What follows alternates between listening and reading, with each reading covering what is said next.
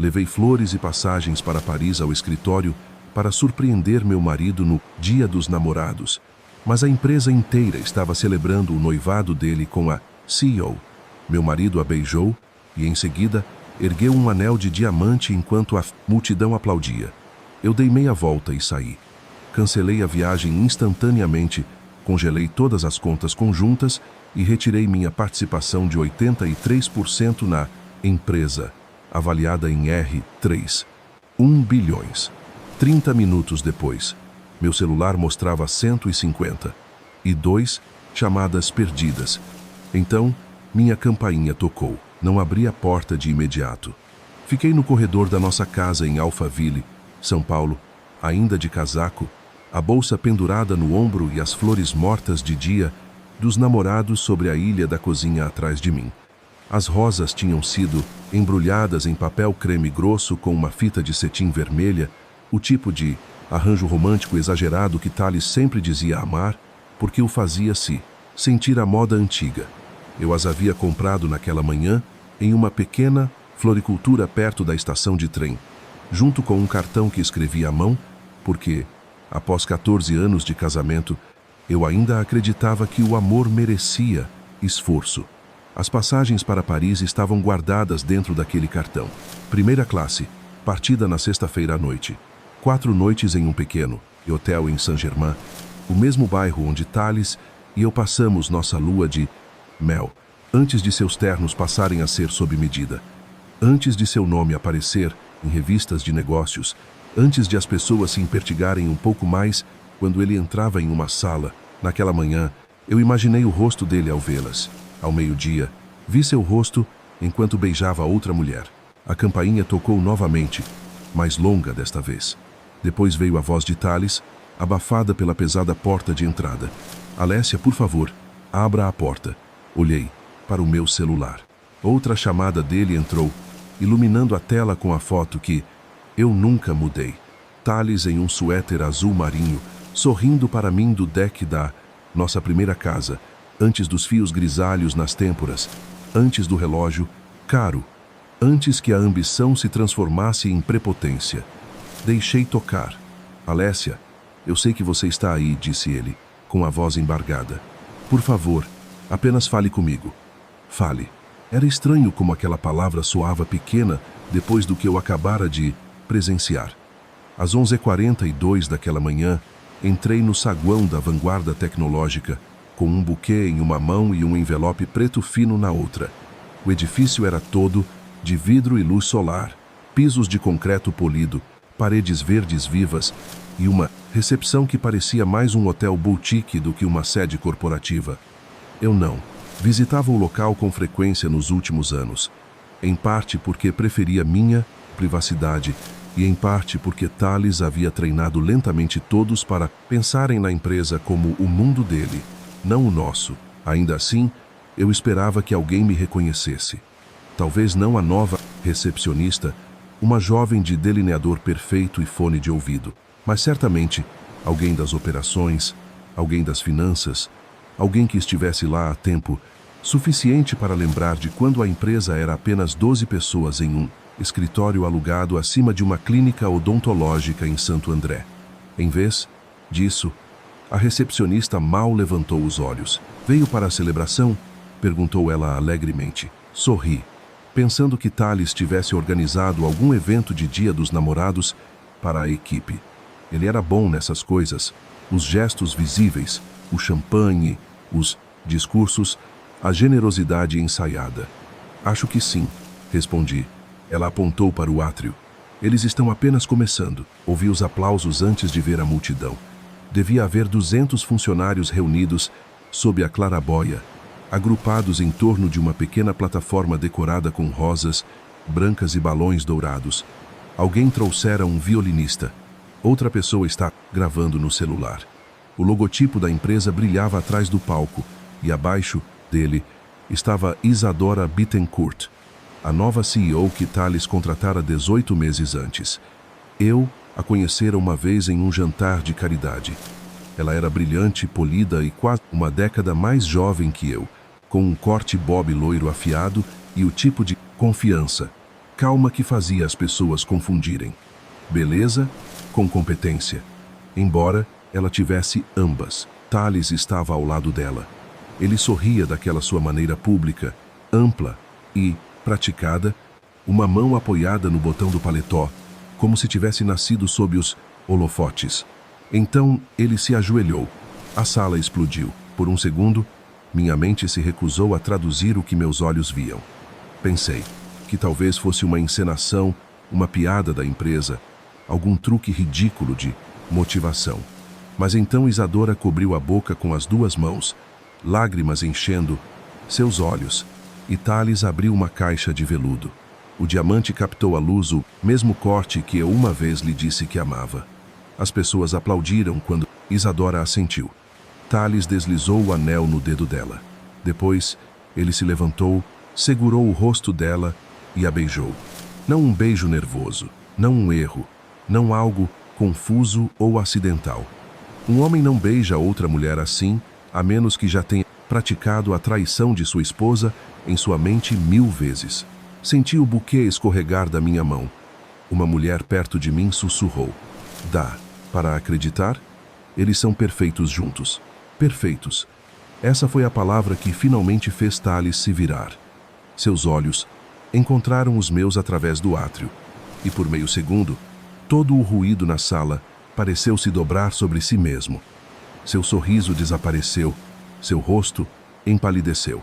Ele sabia que eu tinha visto tudo, e ainda assim, ele não veio até mim. Não disse meu nome, não desceu daquela plataforma. Isadora seguiu o olhar dele e me olhou com uma confusão educada, do tipo que uma anfitriã dá a uma convidada que não consegue identificar. Sinto muito. Ela articulou quase gentilmente com os lábios. Nós nos conhecemos? Foi quando eu entendi. Thales não apenas me traiu. Ele me apagou. Dei meia volta antes que minha dignidade pudesse sangrar na frente de estranhos. Ninguém me parou enquanto eu caminhava de volta pelo saguão. A recepcionista sorriu novamente, ainda sem noção, ainda alegre, e disse: Tenha um ótimo dia. Dos namorados. Cheguei à garagem antes que minhas mãos começassem a tremer. Sentei no carro com as flores no banco do passageiro e o envelope de Paris no colo, e ouvi o eco fraco dos aplausos ainda presos em meus ouvidos.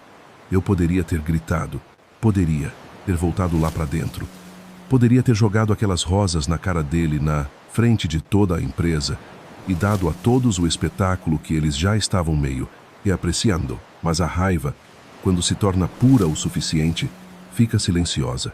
Abri meu celular. Primeiro, cancelei Paris. Depois, liguei para o banco, congelei todas as contas conjuntas que exigiam revisão mútua sob nosso acordo de ativos matrimoniais. Então, liguei para o nosso advogado, Dr. Fausto, que fora advogado do meu pai antes de ser o meu. Alessia, disse ele, alarmado pelo meu tom. O que aconteceu? Meu marido acaba de ficar noivo da CEO dele. Eu disse. Houve um silêncio tão completo que eu podia ouvi-lo respirar. Então Dr. Fausto disse, estou indo para o escritório. Não, eu disse. Comece pela holding. Outro silêncio. Tem certeza? Olhei pelo para-brisa para as portas do elevador, meio esperando que Thales irrompesse por elas, sem fôlego e apologético. Ele nunca veio. Sim, eu disse. Retire a posição total, Alessia. Isso desencadeará um evento de capital. Eu sei que vai congelar a linha de crédito deles. Sei que pode colapsar a aquisição pendente. Dr. Fausto. Ele parou de falar. Pressionei meu polegar contra o envelope de Paris até que a borda cortasse minha pele. Faça isso. No momento em que cheguei em casa, a primeira chamada entrou. Depois a segunda, a quinzeira, a cinquentaira. Quando cheguei à residência, Thales tinha ligado 152 vezes. Agora, ele estava parado no meu alpendre, tocando a campainha como um homem tentando acordar os mortos. Alessia, disse ele novamente. Por favor, eu posso explicar. Caminhei até a porta lentamente e olhei pela janela lateral. Ele ainda usava o esmuterno. Sua gravata estava torta agora, o cabelo desgrenhado, o rosto brilhando de suor apesar do frio de junho. Atrás dele, na entrada, seu carro, executivo preto, estava parado em um ângulo. como se ele o tivesse abandonado antes de parar totalmente. Pela primeira vez no dia, Thales parecia um homem que entendia que as consequências podiam se mover mais rápido que as desculpas. Abri a porta apenas até a metade. Seus olhos caíram no meu rosto, depois no meu casaco. Então passaram por mim em direção à cozinha, onde as flores jaziam como evidência. Alessia, ele sussurrou. Não foi o que pareceu. Eu o encarei, e por um momento terrível e quase engraçado, percebi que mesmo agora, ele achava que a traição era o problema. Ele não tinha ideia de que o império já estava queimando atrás dele. Então me diga, eu disse calmamente. Exatamente o que pareceu, ele abriu a boca. Nada saiu. Atrás dele, o telefone começou a tocar novamente. Não o meu, o dele. Ele olhou para a tela e qualquer nome que apareceu lá fez seu rosto desmoronar. Eu soube antes de ele dizer. O conselho administrativo tinha descoberto. Thales olhou para o telefone e a cor abandonou seu rosto tão rapidamente que foi quase satisfatório assistir. Não satisfatório da maneira barulhenta e cruel que as pessoas imaginam que a vingança deve ser, mas de uma maneira mais silenciosa. Da maneira que uma porta trancada parece satisfatória após anos de alguém passando por ela sem bater. Ele silenciou a chamada sem atender. Alessia, disse ele, aproximando-se. Precisamos conversar lá dentro. Não, eu disse. Seus olhos fitaram a rua. As casas de nossos vizinhos ficavam atrás de árvores secas, suas luzes brilhando contra a noite cinzenta de dia dos namorados. Alphaville era um lugar onde as pessoas fingiam não notar as coisas, enquanto notavam tudo. E Thales sabia disso melhor do que ninguém. Ele passara anos cultivando a imagem de um marido generoso, um fundador visionário, um homem que lembrava de aniversários e enviava cestas de Natal para pessoas de quem mal gostava. Ser visto implorando no meu alpendre não se ajustava à marca. Por favor, disse ele, baixando a voz. Eu cometi um erro. Um erro é esquecer um aniversário, eu disse. Um erro é perder um voo. Você pediu outra mulher em casamento na frente de 200 funcionários. Sua mandíbula ficou tensa. As coisas fugiram do controle. Quase ri. Esse era o dom de Thales e talvez também sua maldição. Ele conseguia fazer qualquer desastre soar como clima. Uma coisa que aconteceu. Uma coisa que surgiu inesperadamente. Uma tempestade, não uma escolha. Quando fugiram do controle? Perguntei. Antes ou depois do anel? Ele engoliu, em seco. Atrás dele, seu telefone começou a vibrar novamente. Desta vez, ele olhou para ele e virou a tela. Mas eu vi o suficiente. Dr. Fausto, meu advogado, Thales percebeu que eu tinha visto. O que você fez? Sussurrou ele. Encostei-me no batente da porta e pela primeira vez desde que entrei naquele átrio de vidro, minha mão parou de tremer. Protegi o que me pertence. Sua expressão mudou. O pânico se transformou em cálculo e reconheci aquele olhar porque eu vira em mesas de conferência por anos. Sempre que um negócio começava a se mover em uma direção que ele não podia mais controlar. Alessia, você não pode simplesmente retirar capital assim, disse ele. Existem procedimentos, existem obrigações, existem cláusulas, e você as assinou, corrigi. Ele me encarou como se eu tivesse falado em uma língua que ele costumava entender, mas que esquecera por arrogância. 14 anos antes, quando a vanguarda tecnológica não era nada além de uma plataforma de software semi-desenvolvida, uma mesa dobrável e um nome que eu escrevi em um bloco de notas às 2 da manhã, Thales não falava sobre obrigações. Naquela época, ele falava sobre sonhos.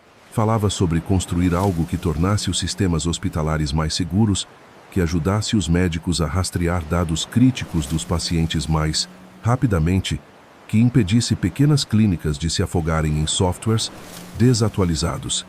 Ele tinha o carisma e eu tinha a arquitetura. Ele conseguia vender em uma sala cheia, e eu conseguia construir o que ele estava vendendo. Fomos uma boa equipe uma vez. Essa era a parte que as pessoas nunca entendiam sobre a traição. Nem sempre começava com um vilão e uma vítima. Às vezes começava com 2 pessoas exaustas, comendo comida para a viagem no chão de um escritório alugado, rindo porque o Wi-Fi tinha caído novamente. Às vezes, a pessoa que destruía você começou como a pessoa que acreditou em você quando ninguém mais acreditou. Meu pai fora o primeiro investidor, não porque confiava em Thales, mas porque confiava em mim. Depois que ele morreu, suas ações passaram para uma holding familiar. E ao longo dos anos, através de rodadas de financiamento adicionais, recompras e acordos cuidadosamente estruturados, aquela holding passou a controlar 83% da vanguarda. Thales sabia disso, é claro. Ele sabia disso quando me pediu para ficar fora do papel público porque, como ele disse, os investidores ficam mais confortáveis quando há uma voz operacional única.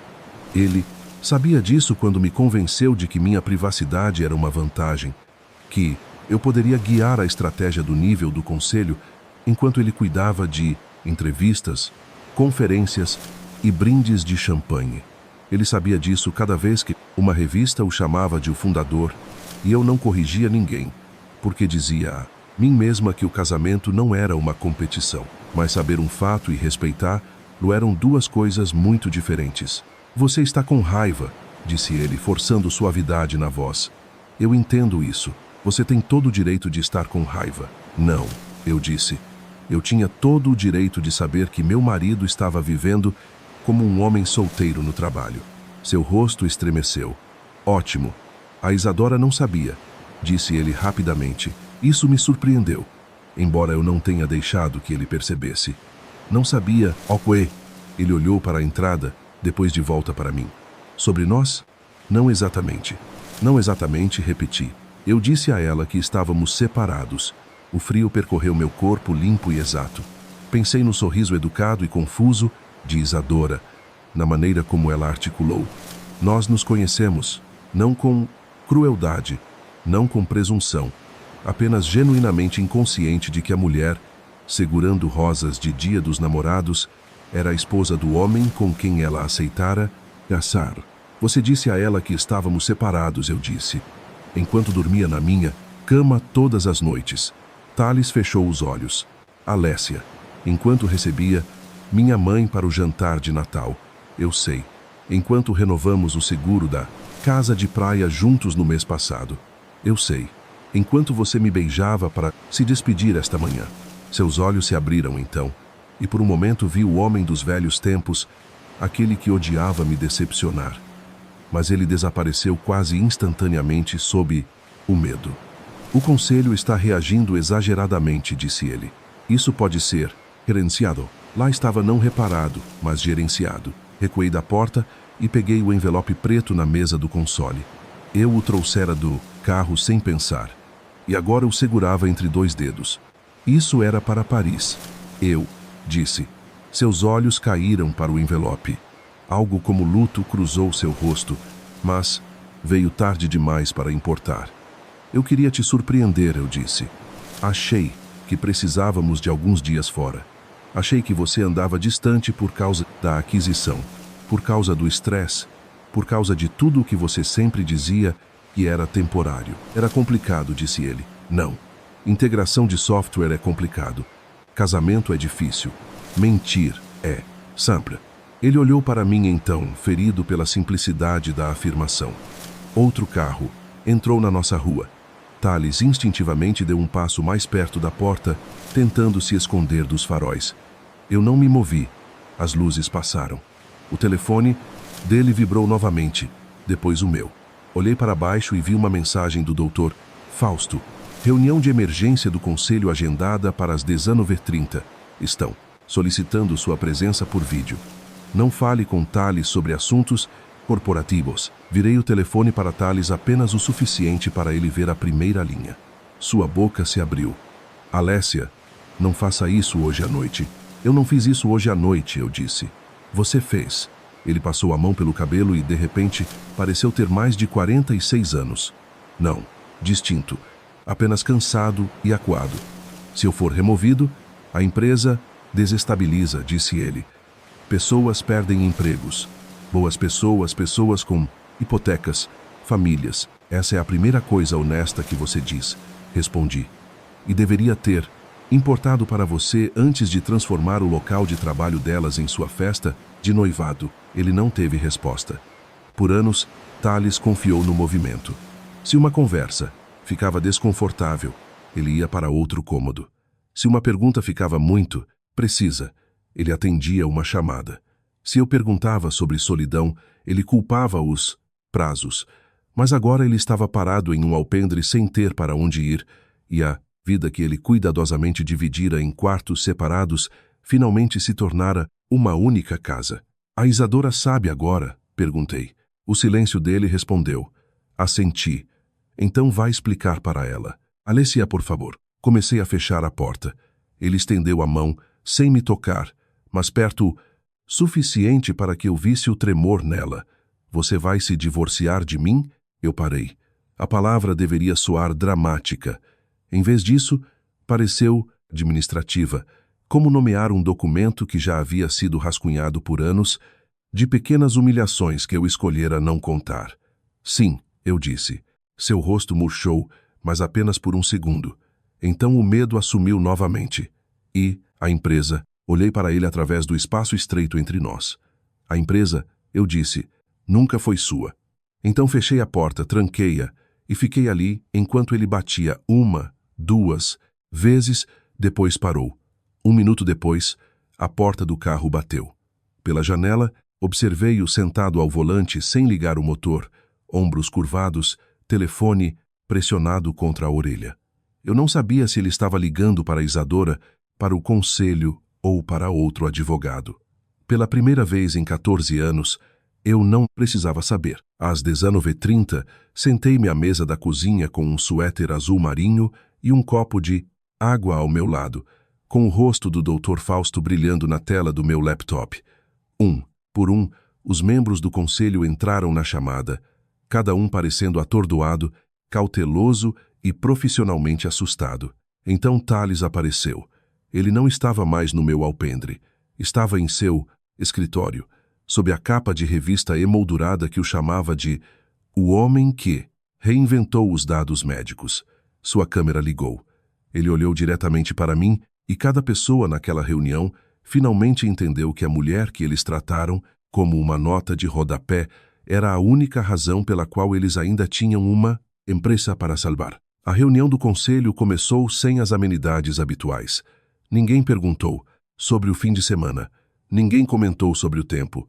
Até o conselheiro, o jurídico da empresa, que tinha o hábito de abrir reuniões difíceis com uma piada, sem graça, apenas limpou a garganta e chamou a reunião à ordem. Thales estava sentado sozinho na sala de conferências executiva, com a paisagem de São Paulo brilhando atrás dele, através das janelas do chão ao teto. Sua gravata-se fora. O botão superior da camisa estava aberto. Para um homem que passara anos dominando cada aparição pública, ele de repente parecia notavelmente comum. Dr. Fausto sentou-se ao meu lado na mesa da cozinha. Alessia, disse ele, calmamente antes de qualquer outra pessoa falar. Responda apenas o que lhe for perguntado. Assenti. O presidente do conselho ajustou os óculos. Recebemos o aviso, começou ele com cuidado, de que a holding família Carvalho retirou seu compromisso de capital e suspendeu todo o suporte financeiro discricionário com efeito imediato. Ninguém olhou para Thales. Todos olharam para mim. Sradura Alessia, continuou o presidente, pode confirmar que o aviso é autêntico? Sim.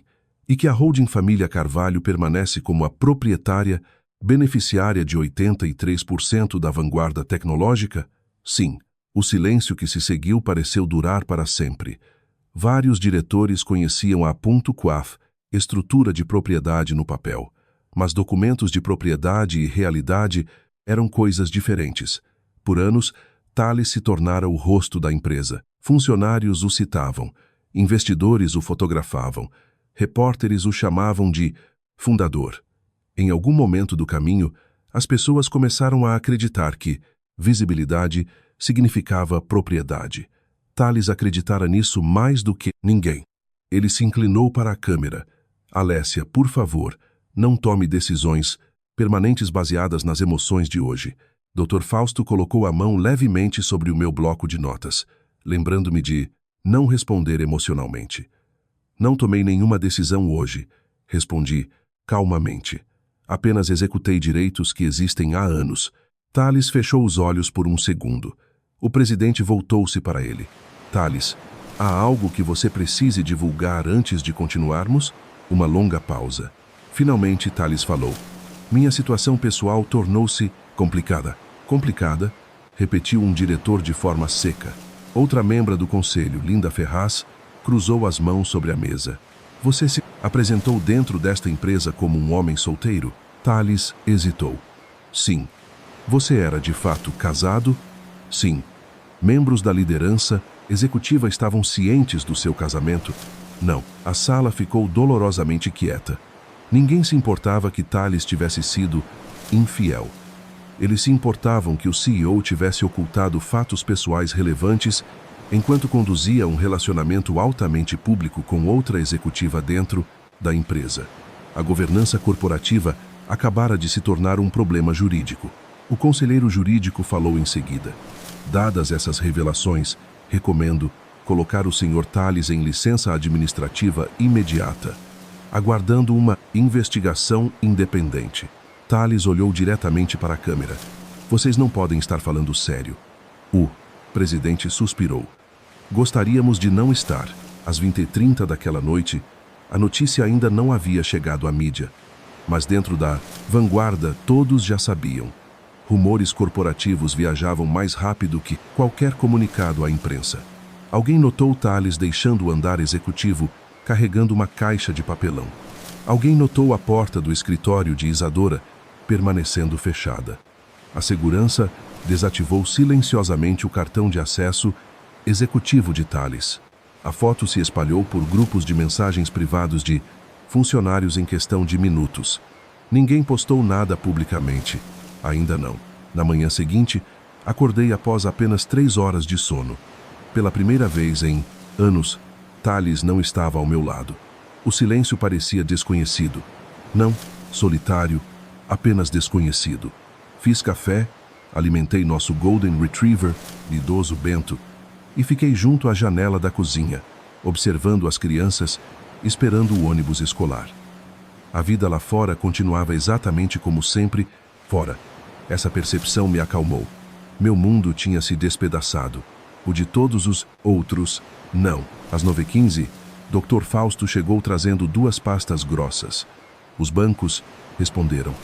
Convidei-o para entrar. Eles suspenderam o financiamento da aquisição, disse ele. Eu já esperava por isso.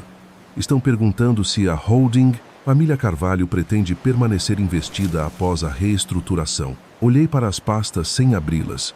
O que você disse a eles? A verdade. Ele sorriu levemente. Disse que a proprietária ainda acredita na empresa. Aquilo me surpreendeu. Ele percebeu. Você nunca quis destruir a vanguarda. Não. Você queria impedir que um homem fingisse que era o dono dela. Exatamente. As pessoas sempre imaginavam a vingança como queimar tudo. Às vezes, a vingança significava recusar-se a deixar alguém continuar roubando o crédito pelo que você construiu. Por volta do meio-dia, meu telefone vibrou. Isadora Bittencourt. Encarei o nome dela, por vários segundos antes de atender. Alô. A voz dela não soava em nada como durante as reuniões do conselho. Era mais baixa, quase frágil. Eu sei que provavelmente não tenho o direito de te ligar. Não, respondi honestamente. Provavelmente não tem. Ela aceitou isso. Eu não sabia. Eu acredito em você. Ela expirou bruscamente, como se estivesse prendendo a respiração a manhã toda. Ele me disse que estava separado há quase 2 anos. Eu sei. Ele disse que a papelada do divórcio estava atrasada por causa de ativos comerciais. Eu sei. Ele me mostrou o contrato de aluguel de um apartamento. Isso me fez pausar. Que apartamento? Silêncio. Então Isadora respondeu. Ele alugou um apartamento no centro. Fiquei encarando a parede. Thales tinha alugado outro apartamento não para morar nele, para sustentar uma mentira. Cada reunião até tarde, cada sessão de estratégia durante a noite, cada viagem de negócios que terminava tarde demais para dirigir de volta para casa. Sempre houve outro lugar. Não porque ele precisasse de outra vida, mas porque precisava de evidências de uma. Sinto náuseas, sussurrou Isadora. Deveria sentir. Eu nunca teria. Eu sei. A voz dela falhou.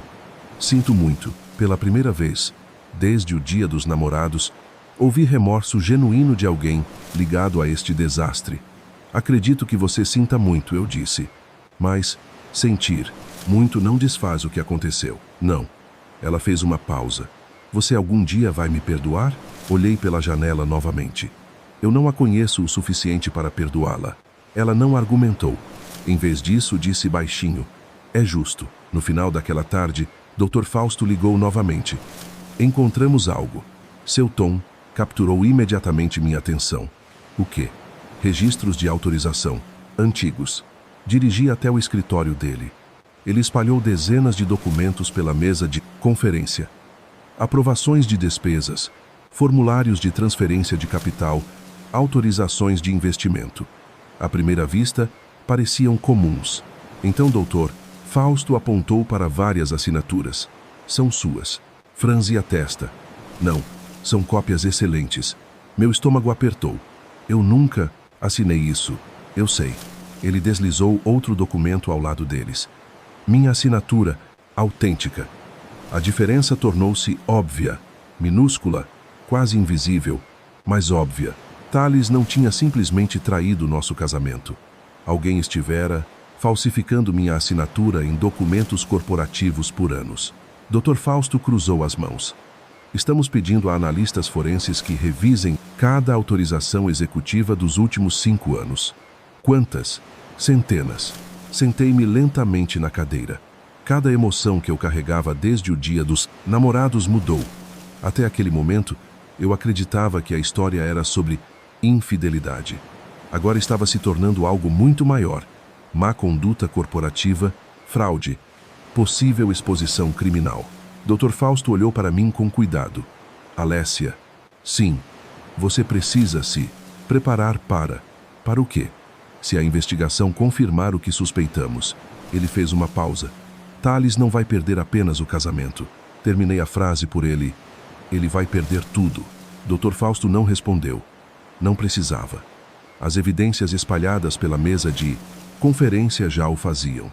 Enquanto eu olhava para as assinaturas falsificadas com o meu nome, percebi algo que me gelou muito mais do que a festa de noivado jamais fizera.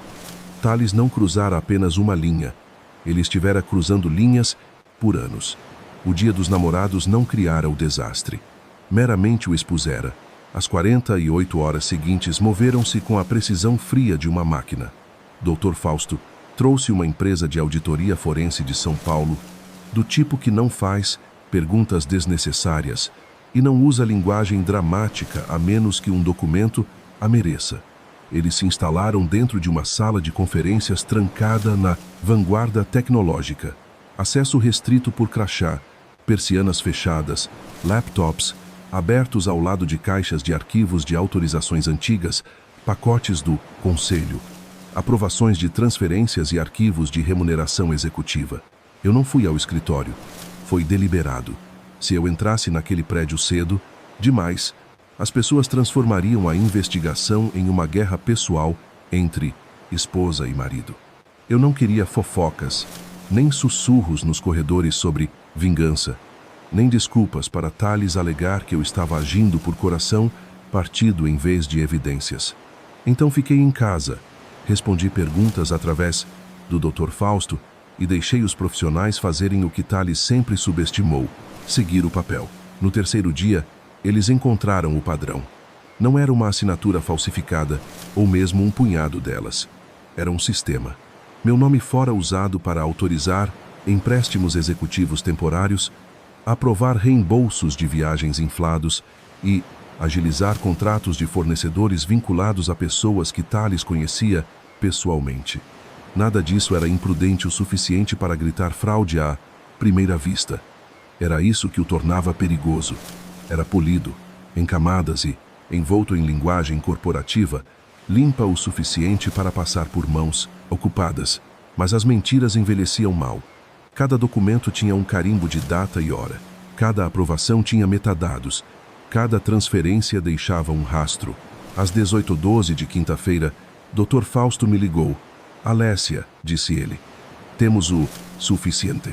Eu estava na lavanderia dobrando uma das camisas sociais brancas de Thales, porque o hábito é, às vezes, a última parte do amor a morrer. Olhei para a camisa em minhas mãos, para o monograma no punho, e de repente me senti tola por tocá-la. O suficiente para o conselho? Perguntei. O suficiente para o conselho, o suficiente para a ação civil e possivelmente o suficiente para encaminhamento às autoridades federais. Fechei os olhos. Por um breve segundo, desejei que a verdade tivesse sido menor. Então lembrei-me de Thales, beijando Isadora sob a claraboia, enquanto 200 pessoas aplaudiam uma mentira.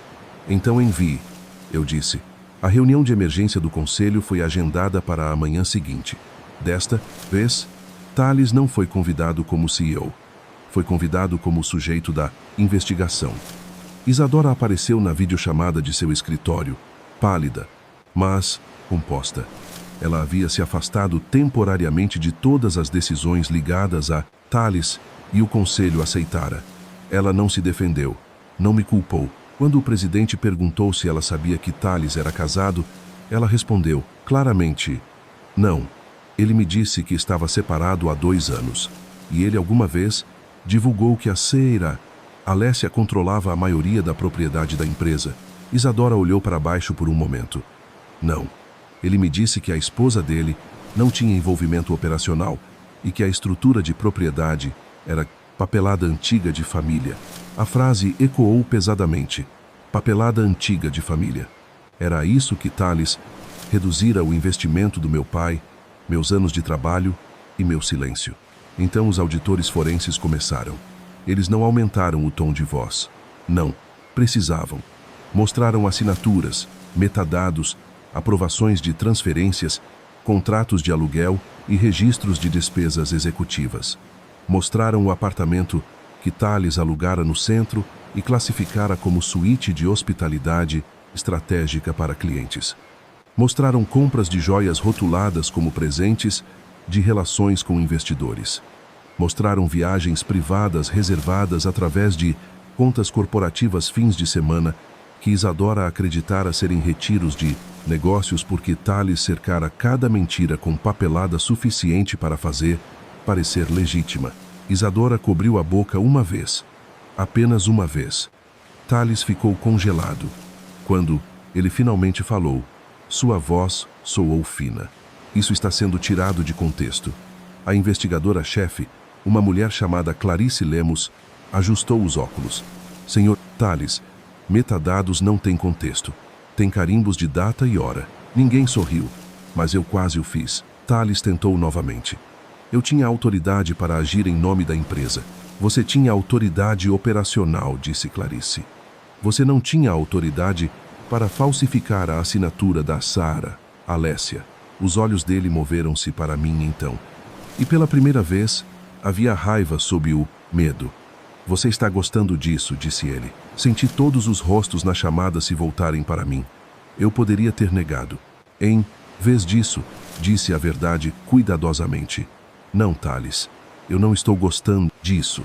Estou sobrevivendo a isso. Isso o silenciou.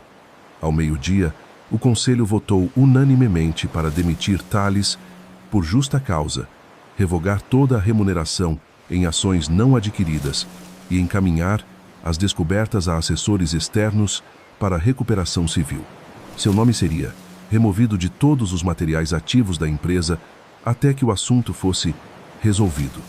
Isadora permaneceria em licença administrativa aguardando a conclusão de sua própria revisão ética, embora as descobertas preliminares mostrassem que ela fora enganada em vez de ser cúmplice.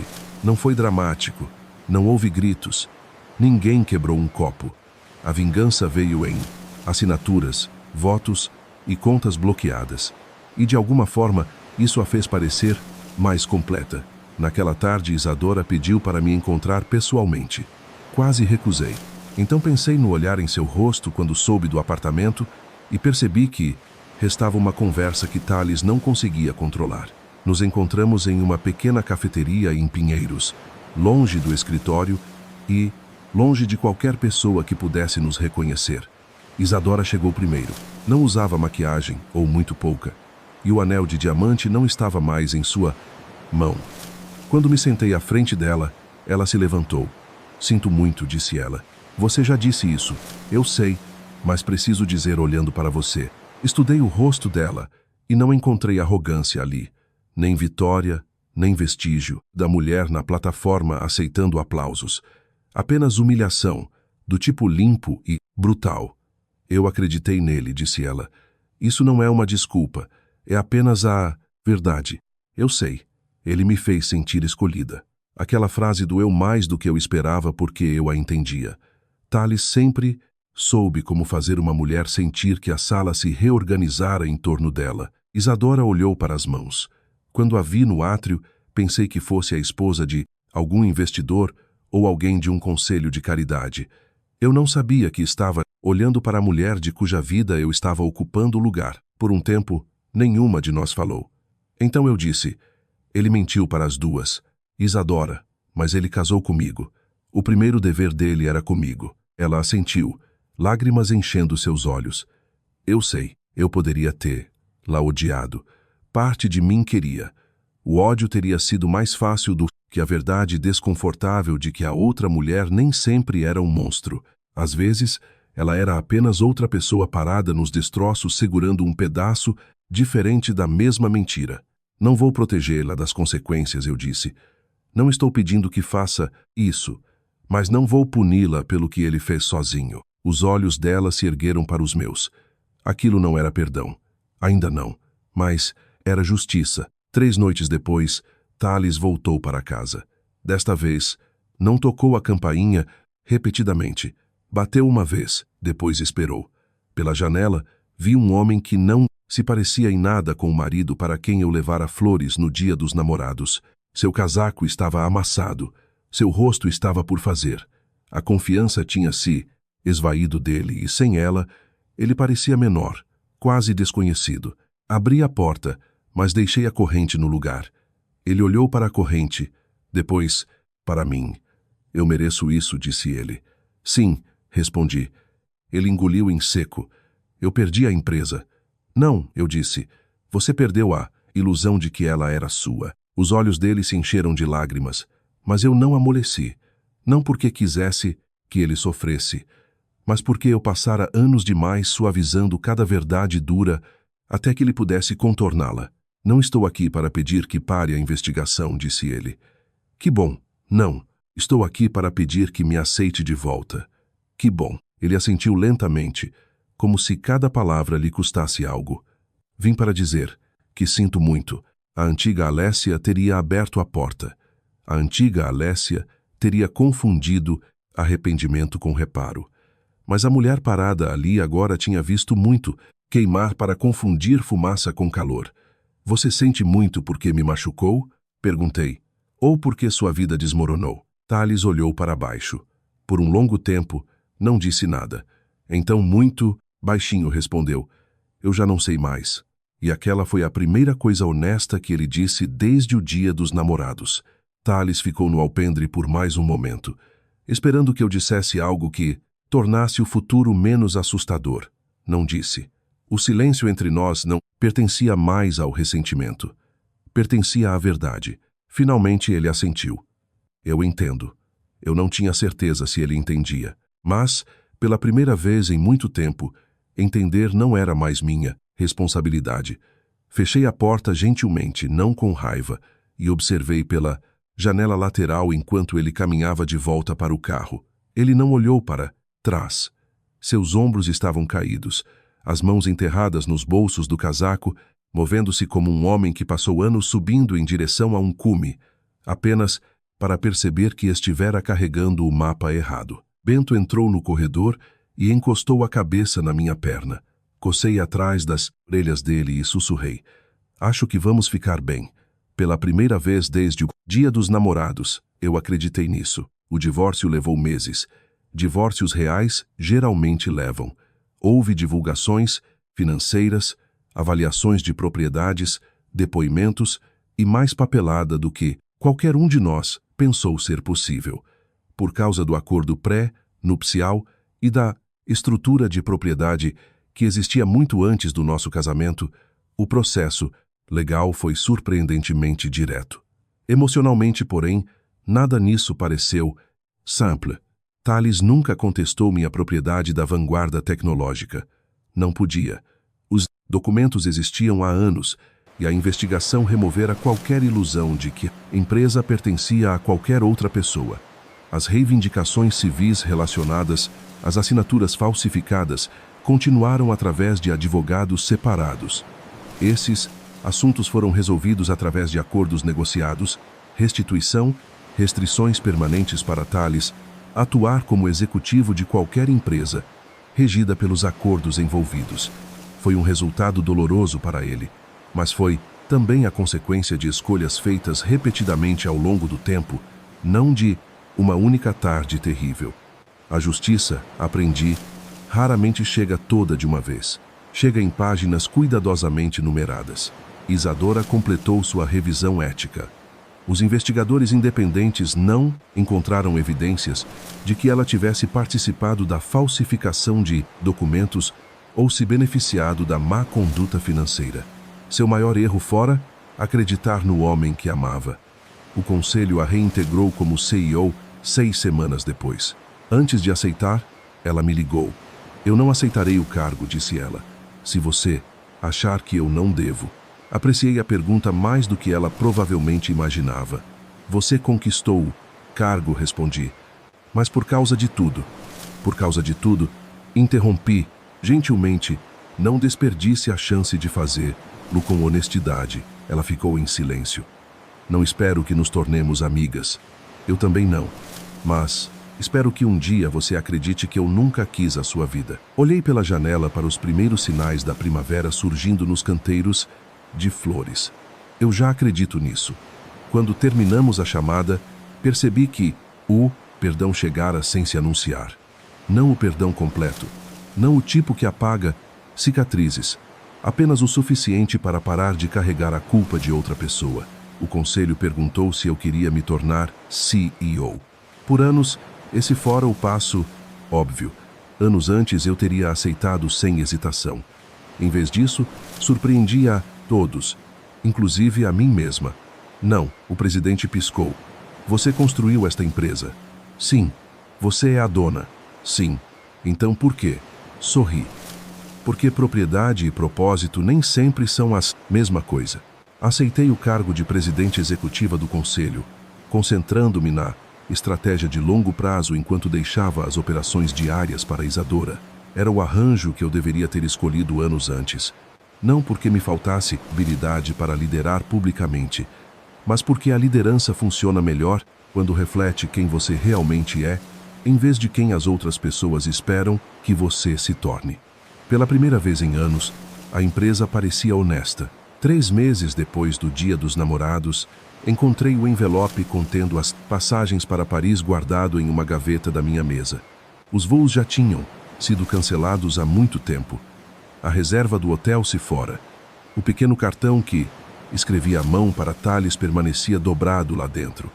Li-o uma vez. Depois, sorri tristemente e o coloquei na fragmentadora de papel não por raiva, mas por aceitação. Naquela noite, abri meu laptop e reservei outra viagem. Mesma cidade, hotel, diferente, uma única passagem. Paris me recebeu com sol quente e cafés, espalhando-se pelas calçadas estreitas. Caminhei sem itinerário. Demorei-me em livrarias onde entendia apenas metade da língua. Sentei-me à beira do Sena com uma xícara de café que esfriou porque fiquei observando as pessoas em vez de bebê-lo. Na minha segunda noite, atravessei a ponte de Zart exatamente quando o céu ficou dourado. Anos antes, Thales e eu tínhamos estado ali fazendo promessas sobre o futuro. Desta vez, fiz uma única promessa a mim mesma. Nunca confunda ser necessária com ser valorizada. Elas não são a mesma coisa. Quase um ano depois, a vanguarda tecnológica anunciou uma nova iniciativa de investimento apoiando empresas de tecnologia de saúde em estágio inicial, fundadas por mulheres e empreendedores subrepresentados. A ideia estivera em um dos meus cadernos por quase uma década. Agora finalmente a construímos. No evento de lançamento, Isadora apresentou o programa. Agradeceu ao conselho. Agradeceu aos nossos funcionários. Então, inesperadamente, agradeceu a mim. Algumas pessoas constroem empresas, disse ela. Outras constroem culturas onde a verdade acaba importando mais do que as aparências. Estamos aqui porque Alessia Carvalho se recusou a sacrificar qualquer uma das duas. Os aplausos que se seguiram soaram muito diferentes dos aplausos que ouvi no dia, dos namorados. Aqueles aplausos celebravam a ilusão. Estes honravam a integridade. A diferença importava. Algumas semanas depois, recebi uma carta escrita à mão. Não um e-mail, não uma mensagem de texto. Uma carta. Era de Thales. Ele escreveu que havia aceitado um cargo de gerência em uma pequena empresa de software regional em Minas Gerais. Não era glamouroso. Sem entrevistas em revistas, sem discursos principais, sem escritório de canto. Escreveu que toda manhã ele mesmo abria o escritório, fazia café para a equipe e saía todas as noites sabendo exatamente o que seu título significava: funcionário. Ele pediu desculpas novamente, não por perder a empresa, não por perder sua reputação, mas por passar anos acreditando que o sucesso lhe dava o direito de ignorar as promessas que fizera às pessoas que mais o amavam. No final da página, escreveu uma frase final: espero um dia me tornar alguém digno do perdão. Que pedi. Dobrei a carta e a coloquei em uma caixa com fotografias antigas. Não porque quisesse reviver o passado, mas porque fingir que ele nunca aconteceu não me ensinaria nada. Alguns capítulos merecem ficar fechados. Eles não merecem ser apagados. As pessoas às vezes perguntam se a vingança me trouxe paz. A resposta honesta é: não. A vingança me deu justiça. A paz veio depois. A paz chegou no dia em que parei de medir meu futuro pela traição de outra pessoa. Thales perdeu seu casamento porque escolheu a decepção em vez da honestidade. Perdeu sua carreira porque escolheu a ambição em vez da integridade. Perdeu a empresa porque esqueceu que o poder emprestado nunca é o mesmo que a confiança conquistada. Quanto a mim, não venci porque ele perdeu. Venci porque finalmente lembrei que meu valor nunca dependeu de outra pessoa o reconhecer. Às vezes, a vingança mais forte não é destruir a pessoa que te machucou. É recusar-se a deixar que as escolhas dela destruam a pessoa que você sempre deveria ter sido.